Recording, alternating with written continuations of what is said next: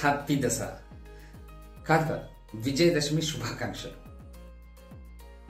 దసరా అంటే ఈ రోజుల పిల్లలకి అదొక హాలిడే. పొద్దెక్కేదాకా పడుకోవాలి, అమ్మనో నాన్ననో తిడితే లేవాలి, పూజ దగ్గర కూడా ఏదో బల్మీటికి కూర్చోవాలి, అమ్మ చేసిన స్పెషల్ వంటకాలు మాత్రం కుండ వగలేదాకా తినాలి, తర్వాత మొబైల్లో మునిగిపోవాలి, అయిపోయింది పండుగ. చాలా మంది ఇళ్లలో ఇదే కదా జరుగుతున్నది. అసలు ఎందుకు మనం దసరా పండుగ చేసుకుంటామంటే ఏమి సమాధానం?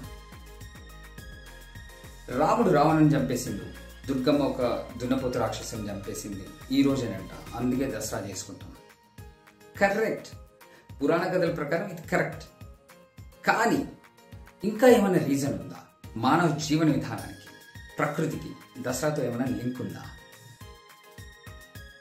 భారతదేశంలో కరెక్ట్గా దసరా టైంకి వర్షాకాలం అయిపోయి శరదృతువు మొదలవుతుంది. జూన్లో వేసిన మొదటి పంట కోతకు వస్తుంది. రెండో పంట వేయడానికి రైతులు రెడీ అవుతుంటారు. కొడవళ్ళు, నాగళ్ళు, గడ్డపార లాంటి పనిముట్లని శుభ్రం చేసుకొని మెయింటైన్ చేసుకొని ఎడ్లని, బండ్లని, పనిముట్లని కూడా పూజిస్తారు. ఇలాంటి ఆచారం మన భారతదేశానికి మాత్రమే సొంతం. గ్రాటిట్యూడ్, జీవం ఉన్న వాటికి జీవం లేని వాటికి కూడా. పంట చేతికి వచ్చిన ఆనందంలో అందరూ ఒక చోట కూడి పండగ చేసుకుంటారు. జమ్మి చెట్టు ఆకుని బంగారం అని ఒకరికొకరు ఇచ్చుకుంటూ ఆనందాన్ని వ్యక్తపరుస్తారు. భారతీయ ఫిలాసఫీలో అల్టిమేట్ పర్పస్ ఆఫ్ లైఫ్ ఆనందంగా ఉండడమే. అందుకే మనకి ఇన్ని పండుగలు ఉంటాయి. దుర్గమ్మ అంటే శక్తి, ప్రకృతి. దుర్గమ్మని పూజించడం అంటే తమ ప్రాణాలను నిలుపుతున్న ప్రకృతిని పూజించడం.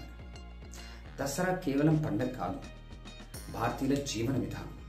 రైతు పనిముట్లను పూజ చేసి పంట పండిస్తున్నాడు.